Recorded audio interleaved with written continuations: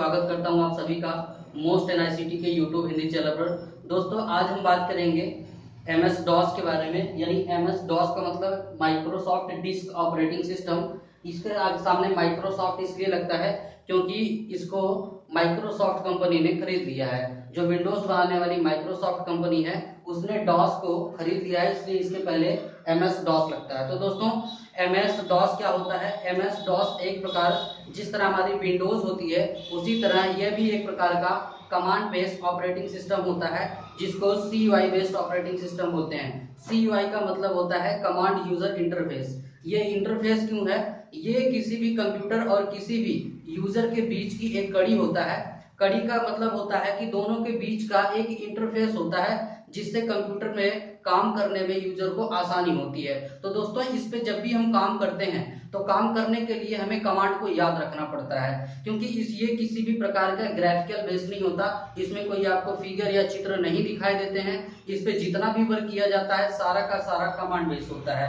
यानी जब भी हमें किसी भी काम को करना होता है तो इसमें हमें हर एक काम के लिए हर एक अलग अलग का कमांड देना पड़ता है, और यदि हम कमांड को नहीं देते हैं तो कोई भी हमारा काम नहीं हो सकता है। चाहे वो फाइल बनाना हो जिसको डायरेक्टरी बोलते हैं, चाहे वो फोल्डर बनाना हो, चाहे वो किसी भी प्रकार की हमारी फाइल को रीनेमिंग करनी हो या डिलीट करना हो, उसमें कुछ मैटर लिखना हो या मैटर को देखना हो या फाइल पर जाना हो, फाइल पर एग्जिट करना हो, तमाम प्रकार के हमारे कमांड्स होते हैं काम करने के लिए। चाहे हमारे कंप्यूटर की ड्राइव होती है जो सी डी ई जो ऐसे ड्राइव होती हैं, इन ड्राइव की पार्टीशंस करनी हो, तो इन सभी के लिए हमें कमांड को याद रखना पड़ता है।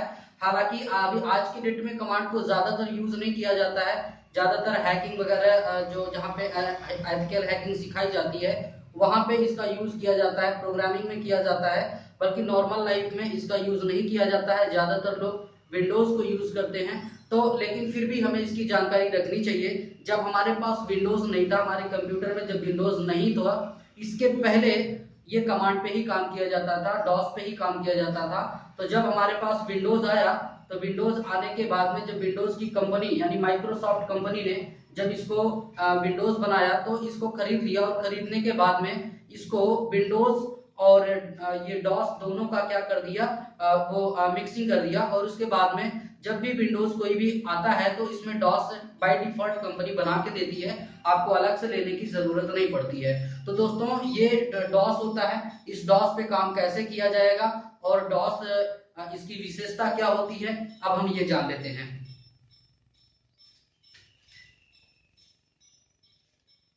डॉस की विशेषता जिसको हम बोलते हैं एडवांटेज ऑफ डॉस, हम शॉर्ट में इसको लिखते हैं डॉस को, क्योंकि इसको हमने अभी बताया आपको कि डिस्क ऑपरेटिंग सिस्टम होता है। तो इसकी बहुत सारी विशेषताएं होती हैं।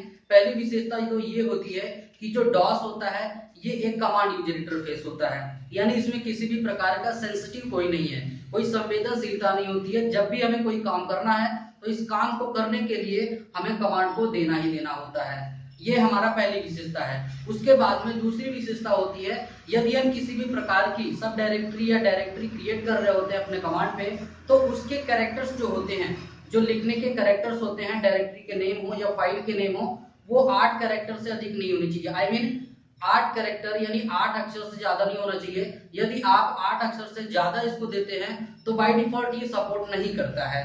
ये आपका दूसरा एडवांटेज है यानी विशेषता है। तीसरा क्या है? तीसरी होती है कि यदि हम इन फाइलों के बीच में, यानी जो भी फाइल आप क्रिएट कर रहे हो, फाइल को क्रिएट करते समय यदि आप उनके बीच में खाली स्थान देते हैं, यानी स्पेस जिसको बोला जाता है, यदि आप स्पेस देते हैं तो भी ये पूरी तरीके से प्रॉपरली वर्क नहीं करता है। और चौथा इसका क्या होता है, इसका जो लास्ट होता है एडवांटेज, इसका लास्ट एडवांटेज ये होता है, ये एक प्रकार से सिंगल यूजर होता है। कहने का मतलब कि SUST होता है, सिंगल यूजर सिंगल टास्किंग, कि कोई भी यूजर किसी भी टाइम अगर वो कंप्यूटर पे काम कर रहा है, डॉस पे काम कर रहा है, तो डॉस पे काम करते समय केवल वो डॉस पे ही काम कर सकता है। अगर वो चाहे कि हम डॉस पे काम करते समय गाना भी सुन लें और अपनी फाइल को भी प्रिंट कर लें या तमाम प्रकार की नेट पे सर्फिंग कर लें, तो ऐसा इम्पॉसिबल होता है। तो जो डॉस होता है इसको SUST की कैटेगरी में रखा गया है, यानी सिंगल यूजर सिंगल टास्किंग। कोई भी व्यक्ति, कोई भी यूजर केवल एक ही प्रकार का इसमें वो काम कर सकता है, यानी डॉस जब चला रहा है तो डॉस पे काम करने के लिए केवल डॉस ही चलाना पड़ता है। तो आपने ये जाना कि डॉस क्या होता है और डॉस की विशेषता क्या होती है, डॉस में काम कैसे किया जाता है। एक बार मैं फिर आपको इसको रिपीट कर देना चाहता हूं, जो मेन बातें हैं।